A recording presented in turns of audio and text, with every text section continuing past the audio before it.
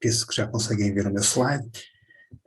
Então, aproveito para cumprimentar a todos, uma boa tarde a todos. Hoje estamos mais numa sessão da SPA às quartas e o nosso orador de hoje é o Bill Williams, penso que toda a gente conhece claramente o Bill, e o tema da sua palestra será a evolução da investigação em educação de engenharia em Portugal nos últimos 20 anos, um olhar cientométrico. Bill, se quiseres podes, eu vou deixar de partilhar, para tu partilhares então a tua tela, iniciares a tua palestra. Ok, obrigado, André.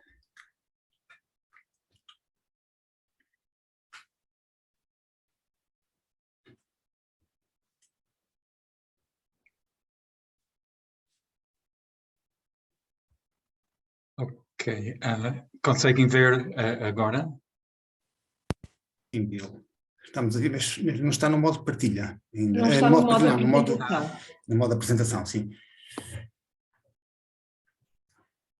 Não está no modo apresentação.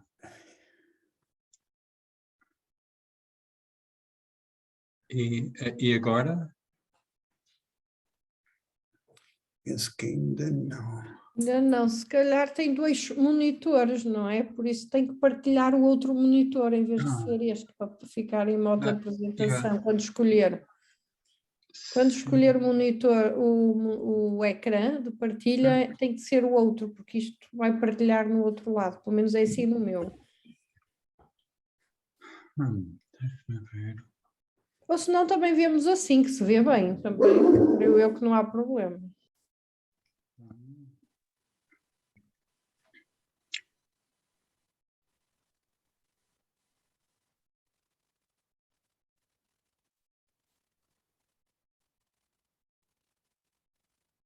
Agora já conseguimos ver, Bill. Já. Sim, está excelente. Ok, ótimo. Obrigado pelo convite e pela apresentação, André.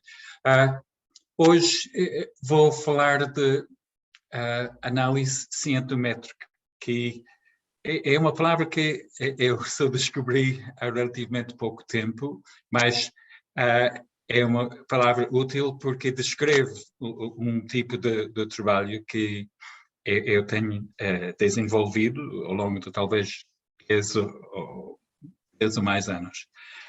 Portanto, vou começar a explicar e dar explicar porque que eu comecei com esta linha de investigação. Vou falar de alguns estudos anteriores em relação à situação na Europa e como é que esses estudos situam a situação de Portugal. E depois vou passar a falar dos dados atuais que nós recolhemos, juntamos este ano, que ainda não são publicados, mas temos um artigo na fase de revisão para uma revista. E eu acho que para nós aqui da SPE, o que é interessante é alguma evolução surpreendente de Portugal em relação a outros países da Europa, neste campo. E quando eu chego a esta parte, até estou interessado para ouvir os vossos comentários, porque eu não tenho certeza o que é atrás dos dados que nós encontramos, e era interessante também. Nós temos algumas ideias, mas não temos certeza. Mas pronto, em termos de análise cientométrica, há mais ou menos 10 ou 12 anos atrás, eu fiz um estudo com a colega da Universidade de Purdue e com Pedro Neto de Setúbal, e nós estávamos interessados em ver quem publica na European Journal e quem publica na revista, digamos, mais citada e mais respeitada nessa área, que é the Journal of Engineering Education. eu devia também, se calhar, explicar mesmo o termo cientométrico. Tem a ver com análise de dados quantitativos sobre a produção científica. Ou seja, análise de citações, análise das filiações dos autores e, no nosso caso também, análise de produção científica em vários países para fazer uma comparação da evolução. Eu espero que este primeiro estudo que nós fizemos vai mostrar, talvez, porque eu fiquei fascinado com essa área. Portanto, como eu disse, vamos ver quem são os autores que publicam no European Journal. E analisamos durante 3 anos e o que identificamos. A maior parte dos autores foram da Europa. Depois, a próxima fatia era de outras partes do mundo e depois um número significativo também dos Estados Unidos, que não é para surpreender, como Estados Unidos têm investido milhões de dólares em investigação nesta área. Portanto, este é o cenário da European Journal durante esses 3 anos. No mesmo período, vamos ver quem publicou na revista da Sociedade Americana, ASCE. E vamos ver uma distribuição dramaticamente diferente. Ou seja, quem publica na revista americana são americanos. Bom, nós achamos este até surpreendente, realmente. Ou seja, a diferença, não é, entre as duas revistas e os dois lados do Atlântico. E este levou-nos a perguntar sobre outro aspecto. Ok, são poucos os investigadores fora dos Estados Unidos que conseguem publicar na revista mais citada. Mas quem são os autores, quem são os investigadores que são citados? Ou seja, mesmo esses autores americanos, será que eles citam autores do resto do mundo ou também vamos encontrar uma US-centric fenómeno quando olhamos para quem é citado? Ou seja, primeiros dados eram a filiação dos autores publicados e agora são os autores citados.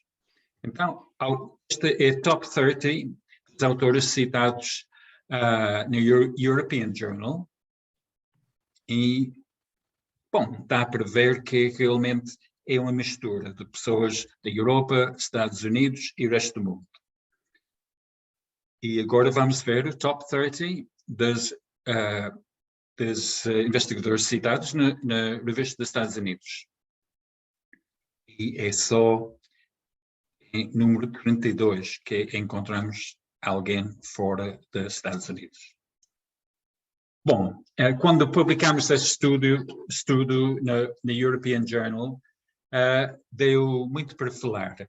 E mesmo nos Estados Unidos, the American Society for Engineering Education, eu sei que havia muito debate interno sobre esse fenómeno.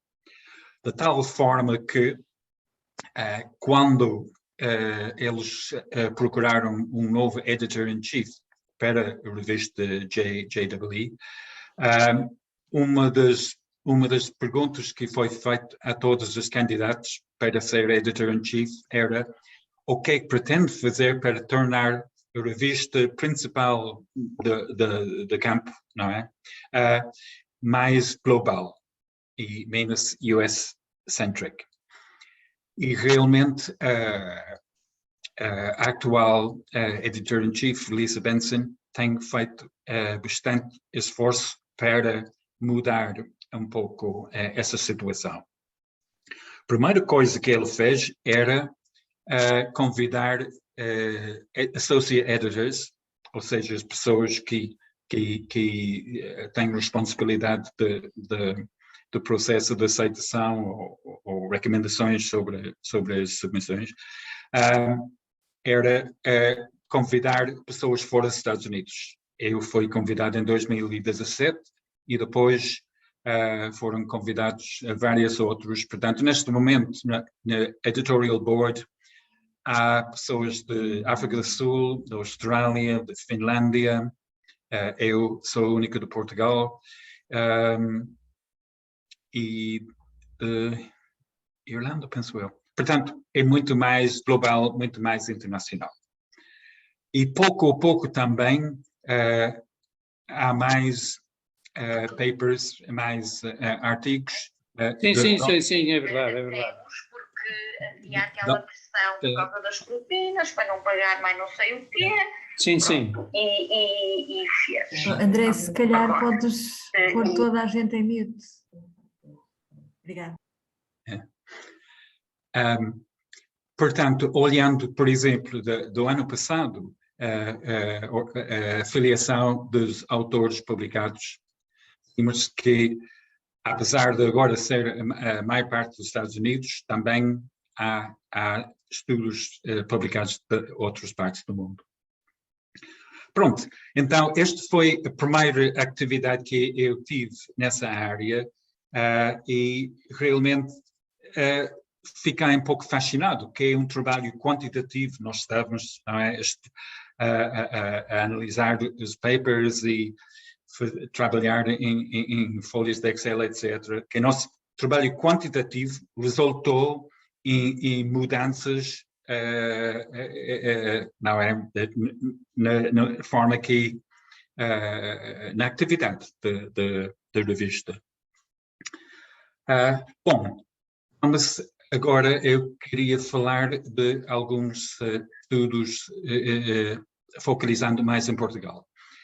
Há um trabalho que eu partilhei com Natasha Van Hatten e com José Manuel Oliveira de Aveiro, que nós publicamos em 2015 e estávamos interessados em saber qual é a situação de Portugal em relação à investigação nessa área. Ou seja, se era mais ou menos estável ou havia alguma evolução, alguma mudança ao longo dos anos.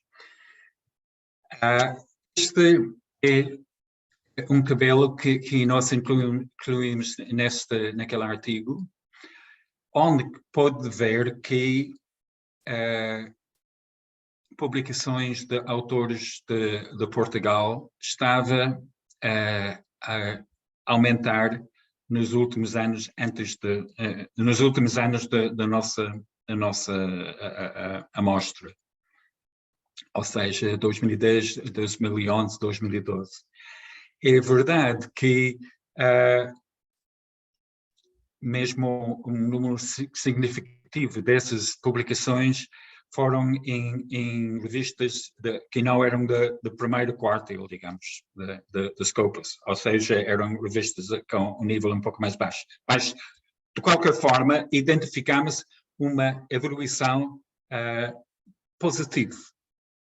E pronto, este é um trabalho que fizemos em 2003, publicamos em 2014, e uma das perguntas que surgiu na altura era, então, por que existe essa evolução? Não é uma coisa super, mas era notável, de qualquer forma. E as nossas conclusões eram, pronto, há evolução positiva, mas não encontramos infraestrutura, apoio ao nível nacional, nem apoio ao nível de financiamento para investigação nesta área. Em termos de apoio financeiro, por exemplo, nós citamos ou conseguimos dados sobre os projetos que foram financiados pela FCT e projetos que foram financiados pela National Science Foundation nos Estados Unidos no mesmo período. E o que encontramos? Pronto. Em Portugal foram financiados 3 projetos. Nos Estados Unidos, 1.300 e tal. E financiamento médio desses projetos nos Estados Unidos era 3 vezes o financiamento médio dos projetos da FCT. Pronto, a gente sabe que a partir da altura do Sputnik, que os Estados Unidos investiram muito dinheiro na engenharia, tecnologia e também na educação e engenharia. Foram bilhões de dólares, realmente. Isto demonstra que não se pode dizer que é um level playing field. Nós estamos todos a jogar, não é, no mesmo plano de igualdade, no mesmo campo. Há muito mais investimento e apoio e infraestrutura em outras partes do mundo, principalmente nos Estados Unidos. Bom, vamos passar agora a ver mais alguns dados sobre a situação de Portugal. Por exemplo, em relação ao European Journal of Engineering Education, há um outro estudo que eu fiz com Pedro Neto, onde olhamos para várias revistas. Neste caso, a European Journal, e podemos ver que dentro dos países que submeteram potenciais artigos, Portugal estava razoavelmente não é, colocado dentro deste grupo de países, com 53 trabalhos submetidos. Mas o que é importante realmente é o número desses trabalhos que foram publicados, porque há um número significativo, como vocês sabem, de trabalhos que realmente são rejeitados.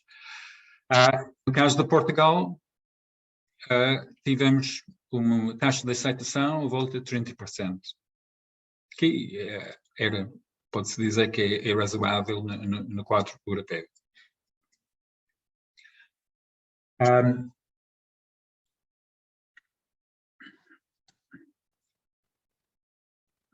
Agora, passando para outro estudo, que é o único estudo que nós encontramos que olha para a publicação científica na Europa neste campo, que é da nosso colega Rui Lima e Diana Mesquita, publicaram na CISP em 2018. E o que eles fizeram fizeram uma busca para este termo, Engineering Education, e fizeram isso no Scopus, num número muito grande de revistas. Vamos agora focalizar na coluna aqui, que era de 2013 para cima. E o que podemos ver é que, segundo esta análise, os países que mais publicaram artigos com essas duas palavras juntos, Engineering Education, foram Espanha e Reino Unido, naquele período.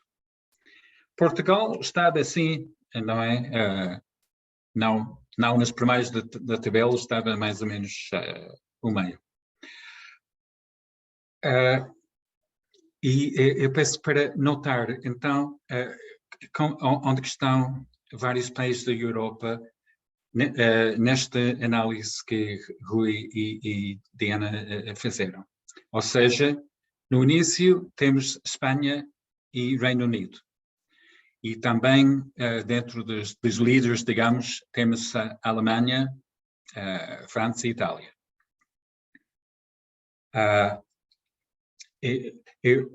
Eu depois vou mostrar os nossos dados que dão alguns aspectos diferentes a este estudo que Rui e Diana fizeram. No entanto, é importante se calhar dizer que, se eu entendi bem a ler o paper, é que a análise que eles fizeram era baseado em artigos que incluíram essas duas palavras, Engineering Education. No entanto, nós não sabemos se esses artigos todos, na realidade, eram artigos a publicar investigação nesta área. Porque, por exemplo, podemos imaginar um artigo numa revista de engenharia civil que fala de um novo tipo de betão, não sei o quê, e apenas menciona, este podia ser importante em Engineering Education. Ou seja, pode ser incluídos aqui papers que realmente não são não são investigação em educação e engenharia. Também pode haver papers que realmente são sobre isso, mas que não, por qualquer motivo, não incluem essa frase, não é? Nós, então, na nossa análise, incluímos muito mais frases para tentar captar todos, ou no mais possível número de artigos que são verdadeiramente sobre esse tema. Então, analisamos 13 revistas que nós entendemos são os mais importantes dentro desta área de investigação, e utilizamos uma série de search strings para identificar, por exemplo, engineering e MOOC, PBL, learning, students, uma série de search strings. E temos aqui, então, o que é que nós encontramos em relação aos países da Europa, nessas 13 revistas. E pronto, é claro desde o início que os mesmos dois países que Rui e Diana identificaram também são no top aqui. E depois desses dois, Espanha e Reino Unido, temos Portugal. Que, bom, isto para nós foi um pouco surpreendente. Agora, depois pensamos, bom, essas são, o que é que encontramos? Eu devo dizer que este foi num período de 2018-2019, a nossa mostra. Depois pensamos, bom, algumas dessas revistas não são revistas do top, algumas que são de Q2, Q3, etc. Portanto, fizemos uma outra análise, incluindo só as 3 revistas que são do primeiro quartil no Scopus, para ver se realmente este ia dar um retrato um pouco diferente. E diferente era, mas mesmo assim, a colocação dos países era basicamente, continuamos a ter Reino Unido. Agora o Reino Unido está com mais autores naquele período. Significa que muitos dos espanhóis, de facto, estavam em revistas que não eram do primeiro quartil.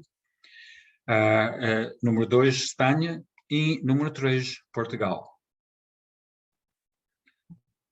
E lembrando que França, Alemanha, Itália estavam nos primeiros lugares de estudo de Rui. Aqui notamos que Portugal está à frente desses países, pelo menos durante estes 2 anos, que realmente era um pouco surpreendente. Então, porquê? Qual é a explicação? Vamos ver também, em tentar compreender, vamos ver as publicações dos países da Europa, não na educação da engenharia, mas em engenharia propriamente dito. E o que é que encontramos? Como, se calhar, era previsível. Alemanha, Reino Unido, Itália, França e Espanha está aqui. Portugal está em 8º lugar. Ok. Este é em publicações em engenharia. Podemos também ver as publicações em todos os campos científicos e tecnológicos. Tiramos assim a tabela de Nature. E o retrato é bastante semelhante, não é? Alemanha, Reino Unido, França, Suíça provavelmente por causa da CERN, aqui, porque é coisa de física, etc., deve entrar aqui. E depois Itália, Espanha e Portugal é só aqui, número 17. E é isso que, de facto, nós achamos curioso e interessante, que na área de educação e engenharia parece que Portugal está a publicar, ou autores estão a conseguir ser publicados em revistas de top de forma muito mais significativa do que nas outras áreas de investigação. Então, como que podemos interpretar os dados? Vamos pensar nesses grupos aqui: Espanha, Reino Unido, depois Alemanha, França e Itália e, finalmente, Portugal. Nós temos hipóteses, temos ideias, não temos certeza, mas em relação à Espanha.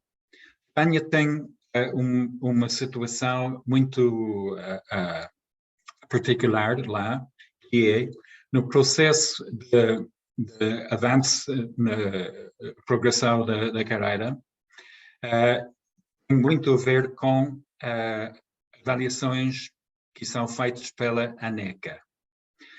E essas avaliações são feitas de uma forma quantitativa em relação ao número de publicações em revistas do top. E quando nós fomos olhar para os documentos da ANECA, vimos que o nível de exigência para publicações na área de educação e engenharia, esse nível de exigência era menos alto do que publicações em engenharia propriamente dita. Ou seja, esse processo que é super importante para docentes, para pessoas a trabalhar no ensino superior, nas escolas de engenharia da Espanha, é um sistema quase publish or perish, essencial para avançar na carreira, produzir papers e ser publicado, e é um pouco mais fácil ser publicado na área de educação e engenharia do que a área propriamente de engenharia. As exigências são um pouco mais baixas. Pronto, então este Publish or Perish de Espanha podia ter muito a ver com os números. E, de facto, eu vi outros dados também que também apoiam um pouco essa leitura. Passamos agora para o Reino Unido. Uma coisa semelhante, o REF. Research Excellence Framework, que também é 6 em 6 anos, e tudo que qualquer docente do ensino superior na Inglaterra, toda a vida deles é dependente deste processo de REF, porque há tabelas de ranking, há essas tabelas nacionais de todas as universidades, e essas tabelas têm implicações, por um lado, em termos de financiamento que cada universidade recebe. Por outro lado, como são publicados e são utilizados no marketing das universidades, em termos de angariar estudantes também, é super importante. Portanto, estamos temos aqui um outro tipo de publish or perish. Ok, Portugal não temos esse tipo de sistema, essas pressões que eles têm na Inglaterra e na Espanha. Portanto, os nossos dados demonstram que Portugal está a avançar de uma forma notável nesta área de investigação. Não tem essas pressões nacionais que existem nem na Espanha ou no Reino Unido. Então, qual é a explicação?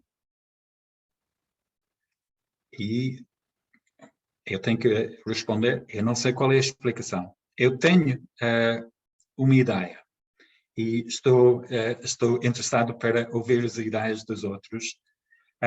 Mas, finalmente, voltando àqueles outros países, Alemanha, França e Itália. Porque é que esses países que, nas tabelas de engenharia, as tabelas de ciência, de medicina, etc., estão no top, mas não têm a mesma força, digamos, ou mesmo produção científica na nossa área. E realmente nós não conseguimos descobrir uma explicação para isso. Penso que deve ter a ver com uma prioridade ou importância mais baixa atribuído a esta área, nesse país, mas realmente não sabemos. Estou a colaborar com uma colega na Itália que confirma um pouco isso, que realmente na Itália não há grande reconhecimento para esse tipo de trabalho. Bom, eu espero que consegui exemplificar algumas vantagens deste tipo de análise cientométrica e partilhar convosco os nossos dados que espero eu devem ser publicados ainda este ano.